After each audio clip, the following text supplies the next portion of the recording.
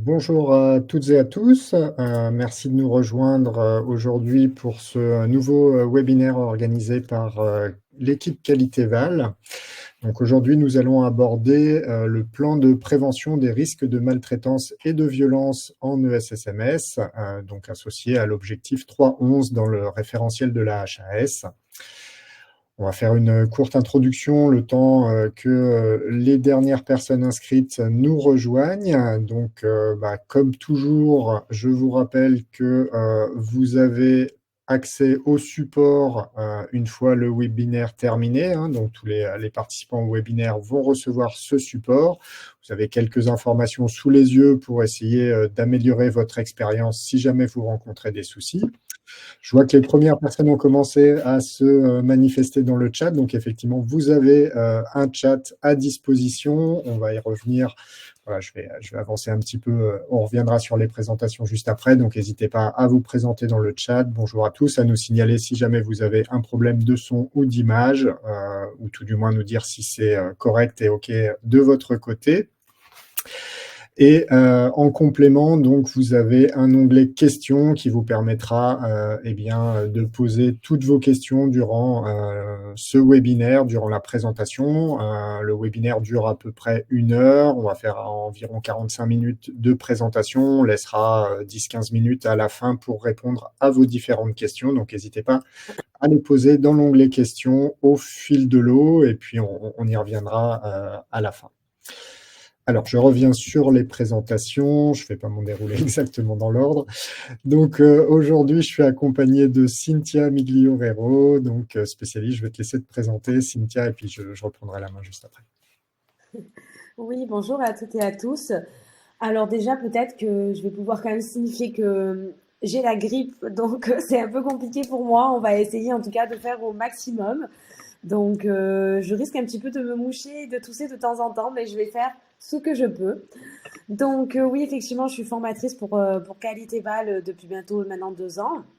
Donc à la base, je suis responsable qualité et je suis aussi auto-évaluatrice et évaluatrice sur cette nouvelle bouture donc de l'évaluation HAS et bien sûr spécialisée dans tous les ESSMS, donc peu importe secteur donc social ou médico-social. Et je vais essayer en tout cas de vous aiguiller sur ce critère impératif qui est extrêmement important dans ce référentiel. Parfait, merci.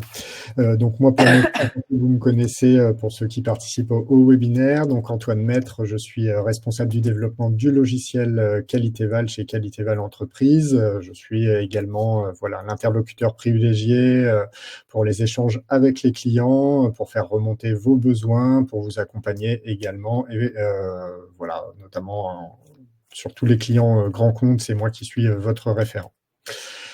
Donc, on a déjà vu les onglets. On va commencer par un premier sondage que je vais vous afficher tout de suite.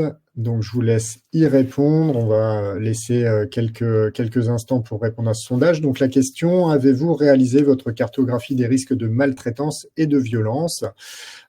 Première réponse, oui. Deuxième, non. C'est en cours ou je ne sais pas quel document utiliser. Donc, on va pouvoir visualiser les réponses en direct et Cynthia pourra nous apporter un commentaire sur vos réponses. Donc, pour l'instant, on a quasiment tout le monde qui a répondu. On va laisser encore quelques secondes. Donc, on a une majorité de non, 43-45% de non, suivi par des en cours à 35%. On a quand même 17% qui l'ont réalisé et une personne qui signale qu'elle ne sait pas quel document utiliser. Voilà. D'accord. Eh bien, c'est bien, on va pouvoir du coup un petit peu aiguiller finalement sur les personnes qui ne l'ont pas réalisé, peut-être ceux qui sont déjà en cours pour savoir si en tout cas ils prennent le bon chemin. C'est ça. Écoute, je te laisse la main pour ta présentation et puis je reviens pour les questions. À tout à Ça l'heure. marche. Allez, je prends la main du coup pour rappeler donc les critères impératifs de ce référentiel HAS. Donc, l'objectif, c'est l'objectif 3.11. Le SSMS définit et déploie son plan de prévention des risques de maltraitance et de violence. Donc, on va essayer de détailler, de décrypter un petit peu cet objectif. Donc, on a la partie définir, ça veut dire qu'on va attendre que vous rédigiez un document. On a la partie déployer, donc dans le but de mettre en place des actions concrètes dont les résultats seront visibles et mesurables. On a le plan de prévention des risques, donc c'est l'étude des facteurs et des causes donc de risques, avec bien sûr une identification d'un plan d'action. On parle donc de maltraitance. Donc, qu'est-ce que la définition de la maltraitance? Donc, c'est tout acte ou omission qui a pour effet de porter gravement atteinte, que ce soit de manière volontaire ou involontaire, aux droits fondamentaux, aux libertés civiles, à l'intégrité corporelle, à la dignité ou au bien-être général d'une personne vulnérable. Et violence, c'est l'utilisation de la force ou du pouvoir physique ou psychique pour contraindre, dominer, détruire ou endommager. Donc ça, c'est le décryptage de l'objectif. Maintenant, on va essayer un petit peu de rentrer dans le détail. Attention, le référentiel, il vise les situations de violence et de maltraitance vers les personnes accompagnées exclusivement. Les situations d'agression subies par les professionnels ne rentrent pas dans ce critère. Ils rentrent plutôt dans les critères relatifs à la qualité de vie au travail et aux conditions de travail. Donc, au niveau de l'objectif 3.11, donc le SSMS définit et déploie son plan de prévention des risques de maltraitance et de violence. On va le décliner en différents critères. Donc, on a le critère 3.11.1 qui est le SSMS définit avec les professionnels un plan de prévention et de gestion des risques de maltraitance et de violence au bénéfice des personnes accompagnées. Donc, vous savez que dans ce référentiel, l'évaluateur n'évalue pas réellement les critères, mais plutôt les éléments d'évaluation. Donc, qu'est-ce que l'on a comme élément d'évaluation dans ce critère? On a le SSMS identifie avec les professionnels les situations à risque pouvant générer des actes de maltraitance et de violence. Et après cette identification, il va définir un plan de prévention et de gestion des risques de maltraitance et de violence au regard donc des risques identifiés. Donc, si on doit décrire les attendus, on va attendre de vous un document qui va identifier les situations à risque de maltraitance et de violence. Donc, on va voir aujourd'hui des documents de la HAS, cartographie des risques, auto-évaluation, des audits, des procédures et des documents de sensibilisation à disposition des professionnels, des formations qui doivent être mises en place de manière régulière, avec un rythme régulier et des recyclages, un plan de prévention donc de lutte contre la maltraitance et la violence et une démarche de signalement donc des actes de maltraitance qui doit être existante et connue de tous les professionnels. Qu'est-ce que l'on va attendre effectivement comme élément de preuve? Donc ce document d'analyse des situations à risque, que vous présentiez les documents de sensibilisation qui sont remis aux professionnels avec bien sûr une feuille d'émargement, une traçabilité, votre plan de prévention qui doit comprendre donc des actions en lien avec la lutte contre la maltraitance, votre effectivement plan de prévention à jour qui va être régulièrement actualisé, une procédure de signalement des actes de maltraitance et de violence et bien sûr votre fiche de signalement des actes de maltraitance et de violence. C'est souvent du coup votre fiche d'événements indésirables graves.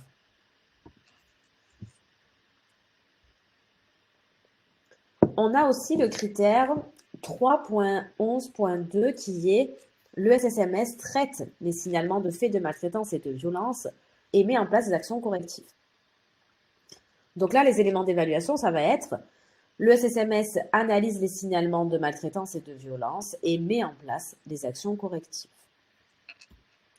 Donc là, le décryptage des attendus, ça veut dire qu'on va attendre que vous mettiez en place des groupes d'analyse et de traitement des faits de maltraitance et de violence en équipe, votre procédure de gestion d'un cas de maltraitance quand la maltraitance est avérée, des formations sur la lutte contre la maltraitance, votre plan de prévention des risques de maltraitance et de violence et bien sûr votre démarche de signalement qui doit être du coup existante et connue de tous.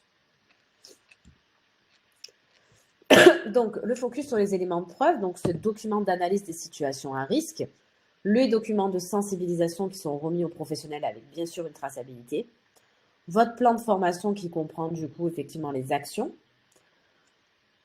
qui sont en lien du coup avec la lutte contre la maltraitance, votre plan de prévention qui revient donc régulièrement, procédure de signalement des actes de maltraitance et votre fiche de signalement d'événements indésirables graves. Donc on voit quand même que les documents dans le 3.11.1 et le 3.11.2 sont à peu près les mêmes. On recherche à peu près les mêmes éléments de preuve. Donc ça, c'était pour vous faire un rappel sur les critères impératifs. Maintenant, on va parler des documents de la HAS, parce que vous savez que le référentiel réellement n'impose pas de documents, mais en tout cas, il met à disposition des documents, une liste exhaustive de documents de la HAS que vous pouvez utiliser pour réaliser du coup votre cartographie des risques de maltraitance. Tout d'abord, vous allez voir qu'il y a des documents qui sont assez anciens quand même. Donc, si vous avez connaissance des RBPP, elles sont certaines datent de 2008, d'autres de 2012, 2017, 2018. Les documents sont assez anciens. Donc, ils ont créé du coup des documents en lien avec le FORAP en octobre 2012. Donc, vous allez avoir une auto-évaluation, donc c'est-à-dire évaluation de la promotion de la bientraitance. Et vous avez aussi votre RBPP, qui est la bientraitance, définition et repères pour la mise en œuvre. Elle date de 2008.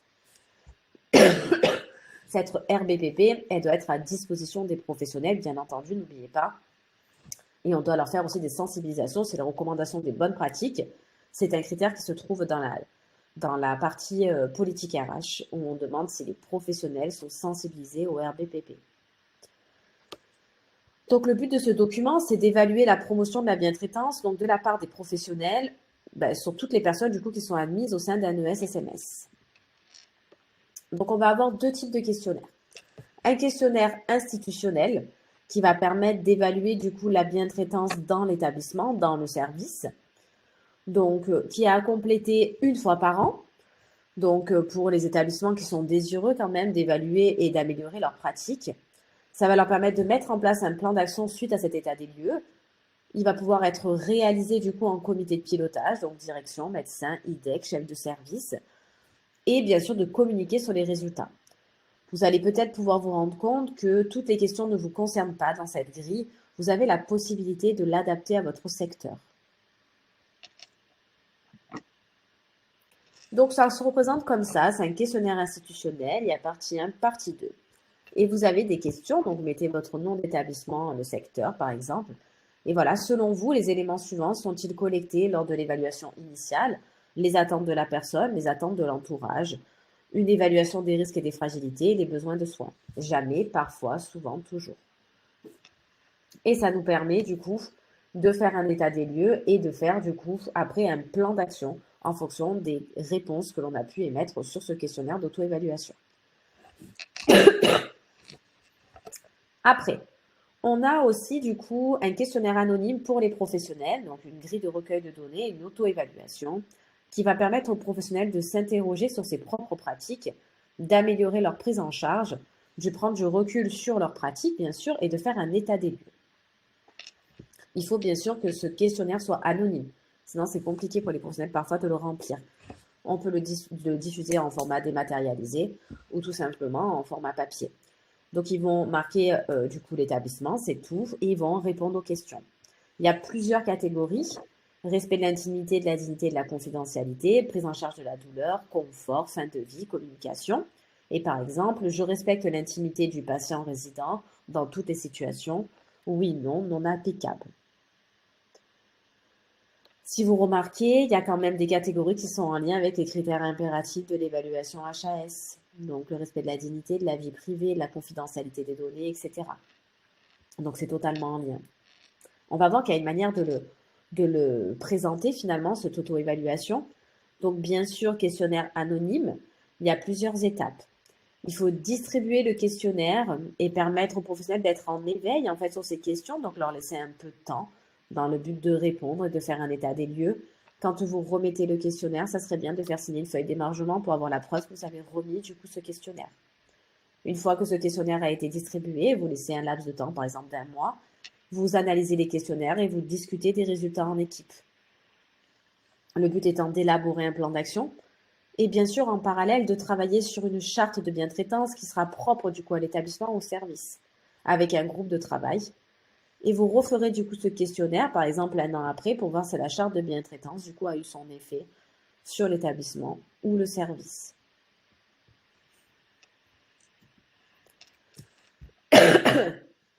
Ils ont créé aussi une autre auto-évaluation qui s'appelle Regard croisé, qui est aussi une enquête anonyme à destination du coup des professionnels. Donc, ce questionnaire, du coup, il vise à recueillir l'avis des professionnels sur la prise en charge des personnes par le professionnel lui-même et du coup, la prise en charge des personnes par la structure. Donc, il est possible de cocher différentes cases, donc non concerné ou ne sait pas. Et toutes les questions, vous allez voir que peuvent ne pas concerner tous les professionnels. Donc, on peut marquer du coup non concerné ou ne sait pas. Donc, regard croisé, il est plutôt fait comme ça, donc lors de la prise en charge du patient. Donc, j'insiste sur le fait que ce sont des documents qui ont beaucoup été créés par le sanitaire. C'est pour ça qu'on retrouve beaucoup le mot patient. Maintenant, nous, on parle de personnes accompagnées. Mais on a la possibilité de les remanier à notre secteur d'activité. Donc, je recueille l'accord du patient, du résident pour tout acte le concernant. Toujours, très souvent, souvent, rarement, jamais ou non concerné. Je respecte les choix et les refus du patient et du résident. Toujours, très souvent, souvent, rarement, jamais non concerné. Et on répond comme ça à ce questionnaire qui s'appelle Regard croisé. Donc ça, c'est pour tous les questionnaires d'auto-évaluation. Donc, si je récapitule, on a un questionnaire d'auto-évaluation institutionnelle et 2 propositions de questionnaires du coup d'auto-évaluation pour les professionnels. Cela, on les remet toujours de manière anonyme. Après, ces questionnaires-là vont nous aider quand même à réaliser notre cartographie des risques. Donc, l'objectif d'une cartographie des risques, c'est d'identifier les risques potentiels, donc a priori, et les risques avérés a posteriori, sur l'ensemble du parcours de la personne accompagnée. Ça ressemble pleinement du coup à l'évaluation des risques professionnels. Donc la cartographie des risques vise à anticiper les risques, à évaluer les actions mises en place pour tenter de les maîtriser. Attention, on ne recherche pas le zéro risque parce que c'est impossible et on ne recherche pas non plus les coupables. Il y a une méthode d'élaboration de la cartographie des risques. Tout d'abord, il va falloir réaliser une communication. Donc, au préalable, sur la réalisation de la cartographie, il va falloir bien sûr communiquer sur les groupes de travail auprès des professionnels et des instances pour s'assurer du coup de l'implication et de l'adhésion des professionnels. Il faut réunir les professionnels pour une réflexion collective et organiser des groupes de travail pour réfléchir à l'organisation et aux pratiques. Excusez-moi, je suis obligée de boire. Il va falloir constituer du coup un copil et organiser les groupes de travail. Le but étant d'inclure des professionnels volontaires et participatifs et des représentants aussi des personnes accompagnées, pourquoi pas les membres des CVS par exemple.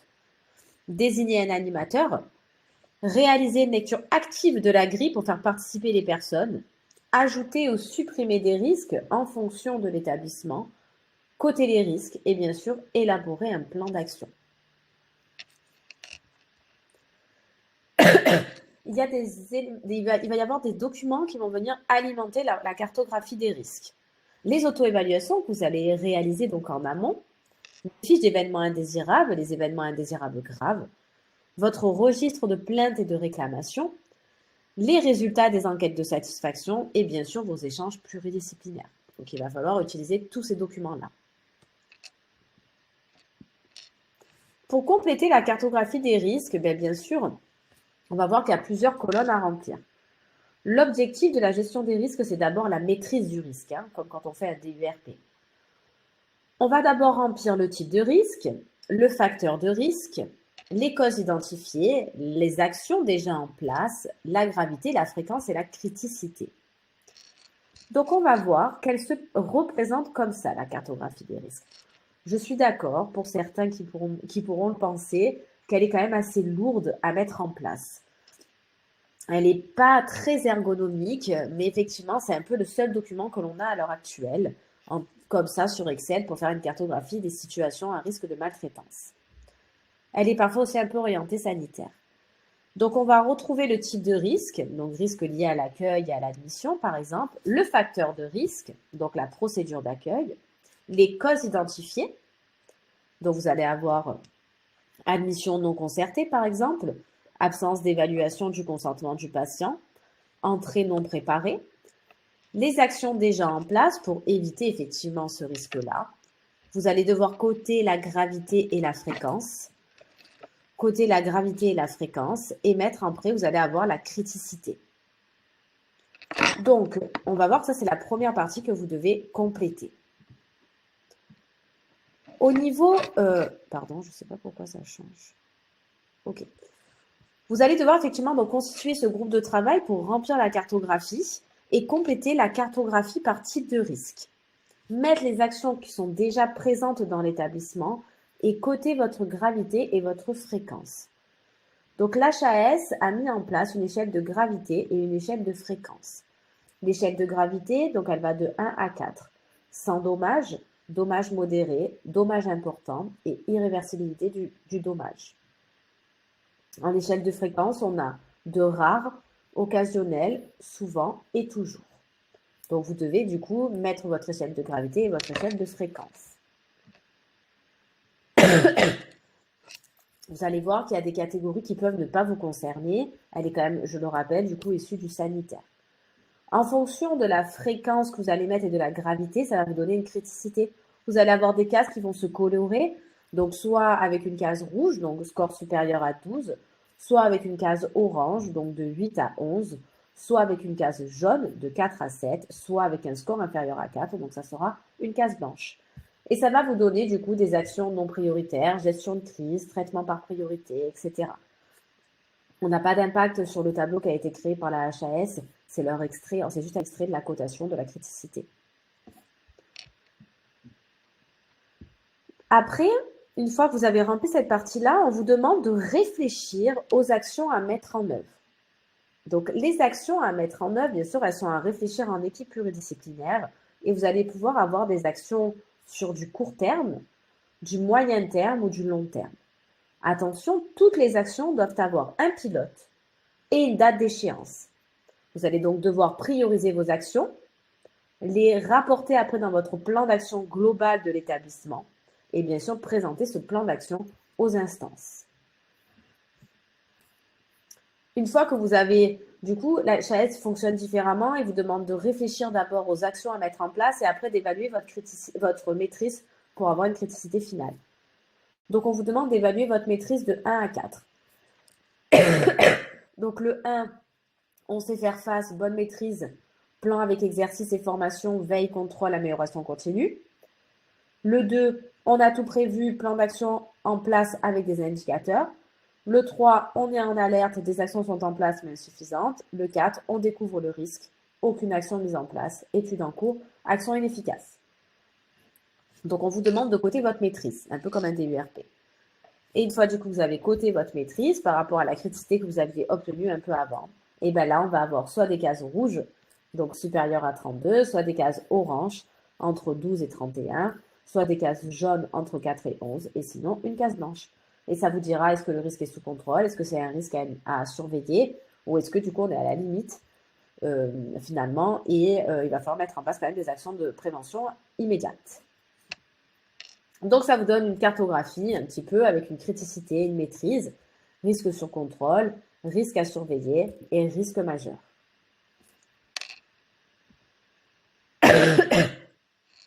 Une fois que vous êtes posé en équipe et que vous avez réalisé votre cartographie des risques, vous devez bien sûr l'intégrer dans votre plan de lutte contre la maltraitance et la violence. Il n'y a pas de forme imposée pour réaliser ce document. Donc le document devra contenir effectivement l'évaluation des risques, votre plan d'action associé, et vous allez devoir présenter cette cartographie aux professionnels, aux représentants des personnes accompagnées et aux instances représentatives du personnel. Donc, cette cartographie, donc qu'est-ce que l'on a finalement dans notre plan de lutte contre la maltraitance? On a l'auto-évaluation institutionnelle, l'auto-évaluation donc des pratiques des professionnels, donc il y en a 2 de gris, la cartographie des risques de maltraitance, qui viendra du coup alimenter notre plan de lutte contre la maltraitance. Mais on a aussi d'autres documents qui ont été créés par la HAS il n'y a pas si longtemps. Ils ont créé du coup 4 fiches. La fiche numéro 1 de la HAS qui date de octobre 2024, qui est reconnaître une situation potentielle de maltraitance envers les personnes accueillies. Donc ce document, il a vraiment pour objectif de questionner la nature d'un événement indésirable envers une personne accompagnée. Donc vraiment, c'est pour savoir s'il s'agit d'une situation de maltraitance. Donc, vous pouvez utiliser ce document de deux façons, soit comme base de discussion au sein d'une équipe s'il y a une situation préoccupante, problématique, soit aussi à des visées pédagogiques ou à des séances de sensibilisation ou de formation avec les professionnels. Donc, le comité de vigilance ou le comité éthique peut s'en saisir et venir appuyer du coup cette réflexion. Donc, c'est une fiche qui est très simple. Elle se compose de 4 questions. Effectivement, selon les réponses à ces questions, est-ce qu'on est un fait de maltraitance ou juste une alerte à traiter ou à mettre en place des mesures préventives? Existe-t-il une relation d'aide entre la personne et l'auteur des faits? Donc, du coup, on note les informations. La personne est-elle en situation de vulnérabilité? Les faits relèvent-ils d'un geste, d'une parole, d'une action? Si oui, il faut décrire. Y a-t-il des conséquences sur la personne? Et là, du coup, après, ça nous impose de nous poser en équipe pour réfléchir à des actions de prévention. Toutes les actions de prévention en lien avec la lutte contre la maltraitance viendront du coup agrémenter notre plan de lutte contre la maltraitance et bien sûr notre projet d'établissement. N'oublions pas que tout est relié. Ils ont fait une fiche numéro 2 qui s'appelle « Rappel de posture professionnelle bien traitante à adopter face à la personne accueillie ». Donc ça, c'est un outil qui est adapté en fonction du public que l'on accueille. Mais ça peut être utilisé déjà comme base de discussion par une équipe d'un service ou d'un établissement dans un temps d'analyse de pratique ou tout simplement un support pour animer une réunion, une sensibilisation sur les postures bien traitantes. Donc ça, dedans, vous allez pouvoir retrouver plein d'informations que vous allez pouvoir récupérer sur votre plan de lutte contre la maltraitance. Donc elle est faite comme ça. Fiche numéro 2 et vous allez avoir, voilà, accueil dans l'établissement, étape clé, communication et posture avec la personne durant son séjour. Vous avez la fin de vie, vous avez du coup la toilette, les soins, etc. Et on vous donne du coup les postures professionnelles bien traitantes à adopter. Donc ça, c'est des informations que vous pouvez recueillir dans votre plan de lutte contre la maltraitance. Et sensibiliser les professionnels aussi avec cette fiche-là. Pourquoi pas la distribuer du coup à l'entrée d'un professionnel? Ça peut être intéressant. Ou la mettre en affichage. Je pense qu'il faudrait s'en saisir pour sensibiliser nos professionnels. Ils ont créé du coup une fiche numéro 3 qui est aide au repérage des facteurs de risque et des signaux d'alerte, donc en octobre 2024. Donc là, cette fiche, elle contient 3 grilles. Une première grille qui consiste à prévenir les risques relatifs à la personne accueillie et à ses proches aidants. La deuxième qui concerne du coup les risques d'origine professionnelle. Donc on va voir marqué au-dessus de la grille utilisation par l'encadrement, le manager d'une équipe. Et prévenir les risques liés au fonctionnement de l'établissement. Donc management, organisation, conditions matérielles, accueil, etc. Donc vous n'allez pas pouvoir voir dans le détail là certainement sur la capture d'écran, mais en tout cas vous allez retrouver différentes parties. Donc les facteurs de risque, les signaux d'alerte à chaque fois. Et on va venir cocher. Donc par exemple, est-ce que du coup on a un isolement social ou familial? Est-ce qu'il y a des absences ou des difficultés de communication? Est-ce qu'il y a des antécédents ou des violences intrafamiliales par exemple? Et à chaque fois, on va venir cocher, mettre des commentaires, mettre des actions préventives et après, peut-être mettre derrière un plan d'action. Et vous faites ça sur les 3 grilles. Donc, vous avez aussi des fois, sur la grille en lien avec le management, vous avez défaut, absence de formation, turnover important, usure professionnelle, manque de temps, charge de travail importante, conditions de travail dégradées. Et à chaque fois, vous cochez et vous devez du coup essayer en équipe de mettre en place des mesures d'amélioration. Alors, si vous voulez, ça rentre un peu comme une cartographie des risques, mais elle n'est pas réellement faite comme Excel, comme celle que l'on a vue sur Excel, qui donne du coup ce niveau de criticité et cette maîtrise du risque. Ces 3 grilles, elles sont à discuter en équipe et ils peuvent être remplies de différentes façons. Soit chacune dans un délai très proche pour avoir une vision d'ensemble des situations à risque. Mais vous devez le faire peut-être annuellement. Moi, je vous conseille quand même de faire toutes ces auto-évaluations et ces évaluations de manière annuelle pour jamais perdre le fil et pour pouvoir quand même aussi comparer vos résultats. Ça peut être à l'arrivée du coup de nouvelles personnes, d'un nouveau cadre, d'un nouveau chef de service. Ça peut être aussi lors d'une situation identifiée, donc une situation où du coup un risque de maltraitance. Et après, ça peut être aussi en session de sensibilisation ou de formation, ou de groupe de travail, ou de comité de vigilance, ou de comité éthique. La dernière fiche, la fiche numéro 4, je la trouve très intéressante parce que c'est un baromètre. Alors, moi, je conseille toujours à mes établissements de la mettre en affichage, de la distribuer aussi à l'accueil donc d'un résident et aussi d'un professionnel. Parce que vous avez un baromètre qui nous dit, voilà, là, on est dans la maltraitance, là, on est dans la vigilance et là, on est dans la bientraitance. Donc, ça nous permet de savoir aussi quels sont les facteurs d'alerte et à quel moment on est dans la vigilance et on sait qu'on doit être quand même en alerte. Donc, c'est un document qui est très intéressant pour moi qui doit être en affichage. Donc, tous ces documents, effectivement, sont disponibles sur le site de la HAS. Donc, ça, vous pouvez largement les récupérer. Il n'y a pas forcément, on va dire, de bonnes ou de mauvaises méthodes. C'est des documents qui sont mis à votre disposition. Et après, vous pouvez les utiliser et aussi les adapter à votre secteur. On va voir qu'il y a des facteurs clés pour valider quand même l'objectif 3.11, qui, n'oublions pas, est un critère quand même impératif. Donc, la lutte contre la maltraitance, ça occupe une place prépondérante dans le référentiel de la HAS. Vous avez la promotion de la bientraitance qui est différente de la lutte contre la maltraitance. C'est des critères complètement différents dans le référentiel. La politique de prévention, elle doit être co-construite et elle doit être du coup en place pour chaque étape du parcours d'accompagnement de la personne qui va être prise en charge de son accueil dans la vie au quotidien jusqu'à sa fin de prise en charge. Et si on n'est pas, par exemple, jusqu'à sa fin de vie. Donc la notion de bientraitance et de lutte contre la maltraitance doit être absolument intégrée dans votre projet d'établissement avec une fiche action et des actions à mettre en place. Vous devez fédérer les équipes en mettant en place une culture et une dynamique de bientraitance et de lutte contre la maltraitance avec des formations régulières tous les ans. N'oubliez pas aussi les recyclages. Moi, je vois beaucoup en évaluation. On a des formations à l'entrée, bientraitance ou lutte contre la maltraitance, mais malheureusement, nous n'avons pas les recyclages. 2 ans, c'est quand même bien pour les recyclages des formations bientraitance.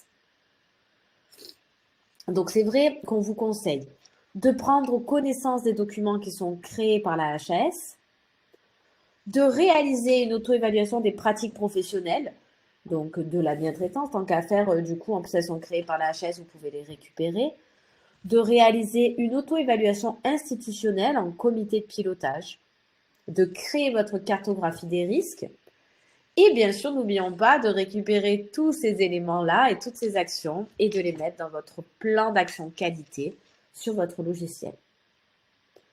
Attention, les documents de la HAS sont des documents qui sont proposés, mais ils ne sont pas obligatoires. Et je réinsiste aussi, vous allez des fois avoir l'impression que certaines questions ne vous concernent pas, mais vous avez la possibilité de le modifier. Vous pouvez aussi schématiser votre cartographie des risques pour que ça soit plus visuel. Moi, j'ai des établissements qui ont fait des cartographies aussi avec des couleurs, quelque chose de beaucoup plus visuel, par thématique, etc. Donc là, voilà, maltraitance, on a la partie gouvernance, personnes accueillies, professionnel, management et proches aidants. Avec du coup les facteurs des risques que l'on peut retrouver et on pourrait avoir associé aussi les actions d'amélioration. On peut faire quelque chose d'extrêmement du coup visuel, ça posera aucun problème pour l'évaluation. On ne viendra pas vous reprocher de faire quelque chose comme ça. Au contraire, vous pouvez du coup l'afficher auprès des professionnels, sensibiliser un professionnel à l'entrée et aussi, bien sûr, toujours en parler aux personnes accompagnées et aux représentants du coup en CVS ou en groupe d'expression des usagers. Voilà Antoine pour ma présentation. Je pense que tu vas peut-être reprendre la main. Merci, oui, merci à toi pour cette présentation, pour toutes ces informations. Et en effet, un tour d'horizon, une synthèse sur notamment l'ensemble des documents disponibles et fournis par la HAS, enfin, mis en place par la HAS et dont on peut se saisir en tant que structure et professionnel au sein des structures. Donc, bien évidemment, ces documents, on va peut-être chercher à vous les partager au travers du logiciel également. Vous pouvez facilement les trouver en ligne, mais voilà, on les rajoutera prochainement dans la bibliothèque des documents partagés, module documents. C'est une évolution qui va arriver là dans les prochains jours. On va vous partager un certain nombre de documents et on pourra agrémenter cette bibliothèque avec, au fil de l'eau, des documents utiles tels que ceux que tu as présentés aujourd'hui, et je te remercie. Alors pour l'instant, 2 questions, donc n'hésitez pas à continuer à poser vos questions dans la partie, dans l'onglet questions qui est en bas à droite de votre écran. On va passer sur la première question. Donc, les questionnaires sont imprimables en Word pour adapter au médico-social. Donc, effectivement, tu as montré un certain nombre de documents. Lorsqu'on les récupère sur le site de la HAS, c'est du PDF ou c'est des documents modifiables Word, Excel qu'on peut facilement éditer? Alors, moi, j'en ai récupéré pas mal en PDF. Il y en a certaines qui sont disponibles en version Word et auquel cas, il faut les transformer, mais on peut largement, par contre, les modifier, les adapter au médico-social. J'ai beaucoup d'établissements, moi, qui ont rajouté des questions, supprimé des questions et qui l'ont adapté, du coup, à leur propre secteur. D'accord, donc c'est bien ce que tu as dit tout au long de ta présentation, vraiment adapter aux spécificités de la Adapté. structure, reprendre, partir de cette base de travail sur la partie sanitaire et l'adapter au médico-social, au social, voilà, pour vraiment Et encadrer tout ça. Alors, deuxième question, là on va traiter plus des formations. L'un des derniers points que tu as soulevé, le fait du recyclage en fait des formations, notamment en lien avec la maltraitance. Donc là, oui. la question, les formations bien traitances doivent-elles être assurées par des organismes extérieurs ou est-ce que le psychologue de l'établissement peut les assurer? Première partie de la question. Deuxième partie, les actions de sensibilisation sont-elles considérées comme participants au plan de formation? Ok. Est-ce que tu peux nous en dire Alors, plus là-dessus? l'HAS, ils ont mis dans leurs critères formation slash sensibilisation slash information. Donc, en fait, ils partent du principe qu'on vous laisse quand même le choix, soit de faire des formations par des organismes extérieurs, soit de faire des sensibilisations par des professionnels internes. Moi, ce que je recommande, c'est que tous les 2 ans, c'est quand même bien d'avoir une formation bien traitance, lutte contre la maltraitance par un organisme extérieur, par exemple. Et par contre, de faire des piqûres de rappel par le psychologue, donc par des professionnels en interne et des actions de sensibilisation. Bien sûr, les actions de sensibilisation, elles rentrent comme élément de preuve sans problème, du moment que vous avez une fiche d'émargement, que vous prouvez du coup que vous avez fait ces actions de sensibilisation. Le psychologue, il peut largement aussi assurer des actions du coup de sensibilisation auprès des professionnels sur du questionnement éthique ou sur de la lutte contre la maltraitance, à condition qu'on ait du coup l'élément de preuve. Mais je préconise quand même, parce que du coup, quand on fait une formation par un organisme extérieur, effectivement, c'est un tiers qui vient réaliser du coup cette formation, qui possède des fois aussi toute la partie réglementaire, quelque chose aussi peut-être un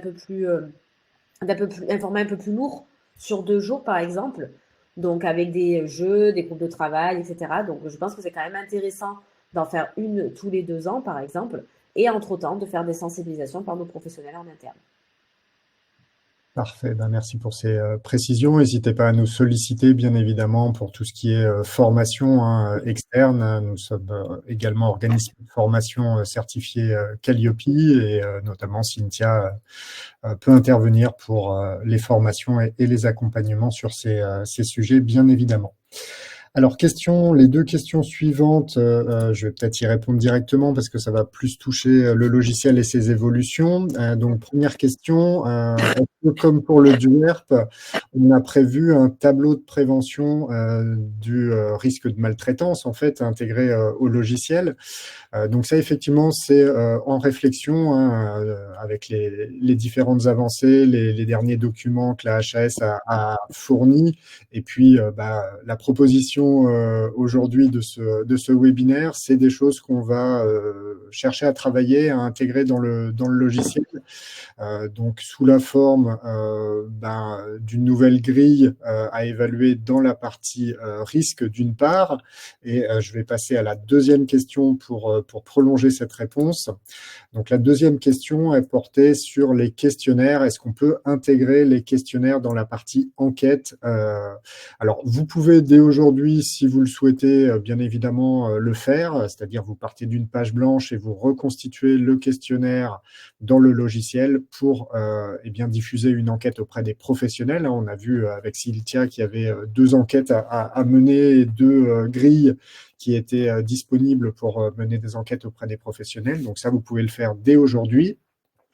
Et nous, de manière plus globale, on va chercher à travailler ces questionnaires et à les intégrer en tant que modèle voilà, dans les semaines à venir. Donc, vous allez certainement prochainement voir apparaître ces nouveaux modèles proposés pour tous, donc pré-renseignés, que vous n'aurez plus qu'à sélectionner pour mener vos enquêtes auprès des professionnels. Donc, effectivement, tout ce travail-là et ces évolutions du logiciel, c'est le prolongement de ce webinaire d'information d'aujourd'hui. Donc, vous serez informé, notamment si vous vous inscrivez à notre newsletter et en tant que client de Qualitéval, eh bien, vous aurez l'information lorsque ce sera disponible. J'en profite en aparté et c'est un petit peu en marge de ce webinaire, c'est pas du tout sur la même thématique, mais sachez qu'on a rajouté des nouveaux modèles sur l'année 2024 et en ce début d'année 2025, donc n'hésitez pas à aller voir dans la partie enquête.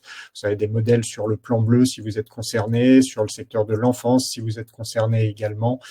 Voilà, donc tous ces modèles au niveau de la partie enquête, ça évolue régulièrement au niveau du logiciel. On cherche à vous mettre à disposition des outils globaux voilà, que vous pouvez utiliser et qui sont prédéfinis. Alors, dernière question pour l'instant, mais on a encore un petit peu de temps, donc n'hésitez pas à continuer à les poser dans la partie questions pour qu'on puisse y répondre. Donc, question suivante, l'échelle de la HAS est-elle de 1 à 5 ou de 1 à 4? Et effectivement, on a pu voir sur les diapos parfois des échelles de 1 à 5. En général, l'échelle de la HAS, si on se réfère au référentiel HAS, on a 5 niveaux, mais qui vont de 1 à 4 et le niveau étoile bonifié. Et je vais te laisser prolonger peut-être la réponse si jamais il y a d'autres cas de figure qui se présentent dans ces documents.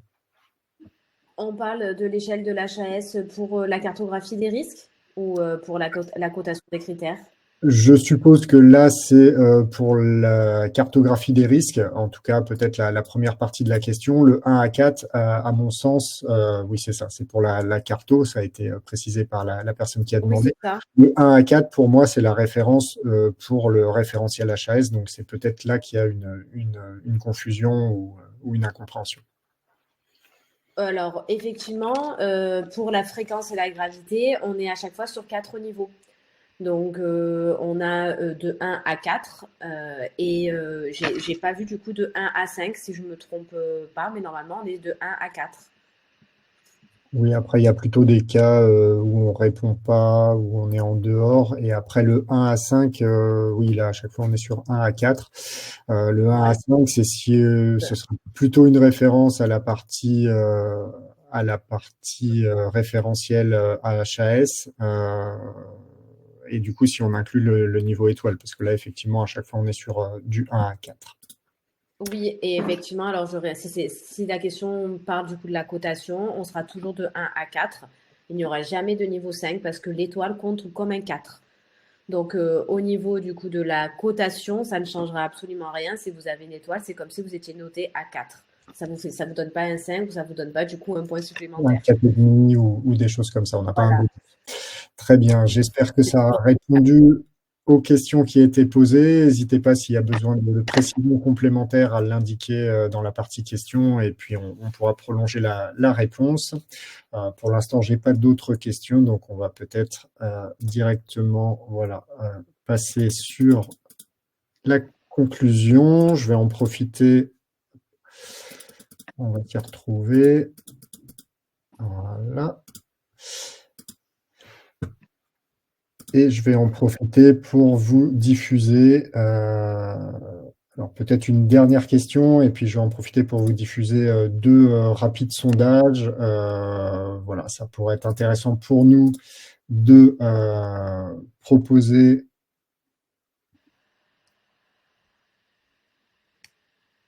Voilà, pardon, d'avoir la réponse à ces différents sondages. Ça nous aide pour les webinaires suivants, pour pouvoir voilà, continuer à vous proposer du contenu adapté. Voilà, si vous souhaitez être accompagné, n'hésitez pas à nous l'indiquer aussi dans le sondage. Comme ça, on peut facilement reprendre contact avec vous. Alors, ce que je disais, Oui, c'est qu'il y avait une dernière question juste avant qu'on passe à la conclusion. Je vais l'afficher. Donc, en résidence autonomie, on n'a pas la même proximité physique que les soignants, donc c'est compliqué pour les questions. ah oui. Alors, je ne sais pas si les questions portent auprès des professionnels ou pas.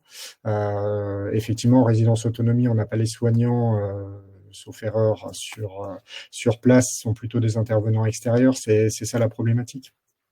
Oui, mais on a du personnel hôtelier quand même des fois, donc ils font quand même parfois le nettoyage des appartements, etc. Ça ne nous empêche pas quand même de venir questionner les personnes sur le respect de l'intimité, sur le respect des affaires par exemple de la personne accompagnée, sur le lien avec la personne accompagnée, sur la notion de tutoiement et de vouvoiement par exemple, sur le respect de l'intimité donc du domicile.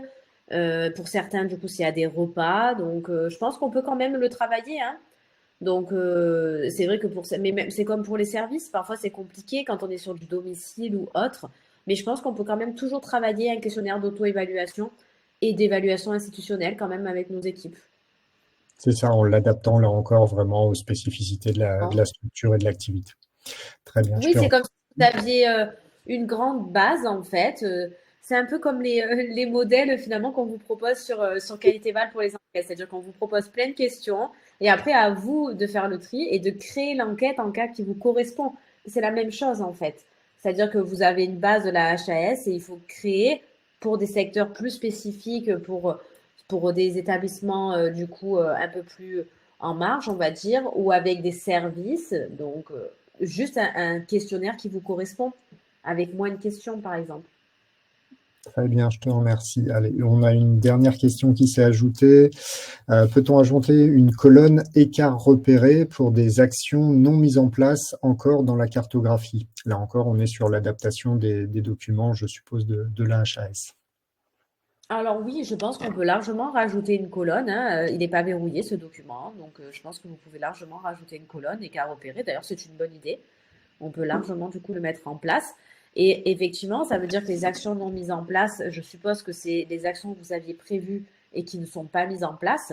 Ça viendra faire le lien aussi avec votre plan d'action qualité. Donc des actions peut-être qui sont toujours en cours, qui ne sont pas encore traitées ou des actions qui ont été annulées. On peut bien sûr faire le lien avec la cartographie des risques. Oui, du coup, ça peut être certainement le cas à l'occasion d'une révision annuelle que tu évoquais. Voilà, si on a prévu un plan d'action l'année précédente, qu'on n'a pas eu l'occasion de remplir l'ensemble des actions, bah, ça permet aussi de se projeter sur le plan d'action de l'année suivante. Euh, Effectivement. Oui. Allez, je te laisse la parole pour la conclusion et puis je la reprends après pour finir le webinaire.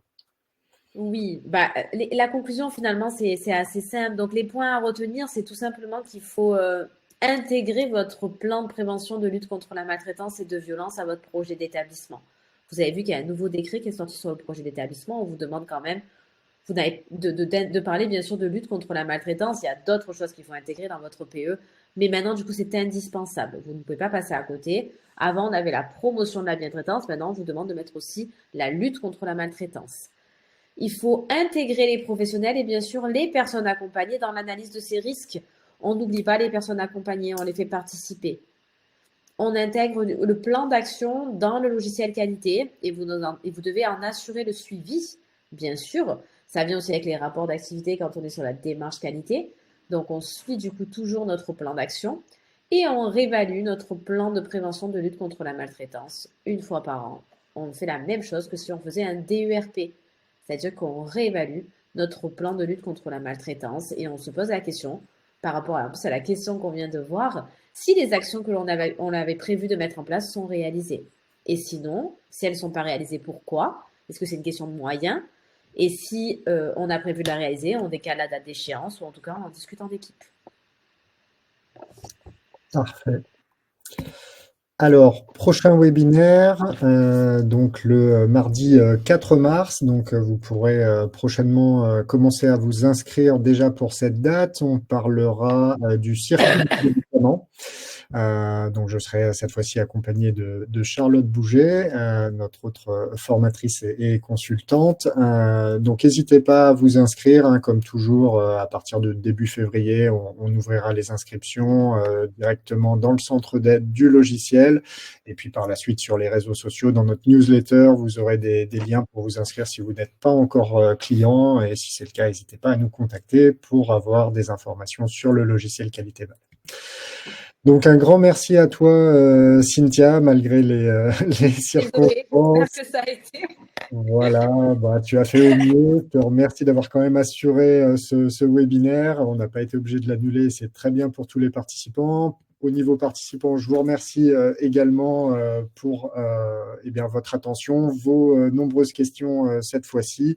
On vous donne donc rendez-vous début mars pour le prochain webinaire. Et d'ici là, n'hésitez pas à nous solliciter. Vous avez toutes les Oui, informations sous les yeux, que ce soit pour le logiciel Qualitéval, que ce soit pour de la formation ou de l'accompagnement métier au niveau de votre structure. Voilà, nous sommes là pour répondre à vos besoins et on adapte beaucoup tout ce qui est notamment formation à la carte, hein, en fonction de vos besoins spécifiques. Donc vraiment, n'hésitez pas à nous solliciter sur ce point-là. Je vais vous souhaiter, alors, d'une part à toi, Cynthia, un prompt rétablissement, soigne-toi bien, et puis à tous, une bonne fin de journée, et je vous donne rendez-vous début mars pour le prochain webinaire. À très bientôt. merci beaucoup, merci à tous. Au revoir. Au revoir.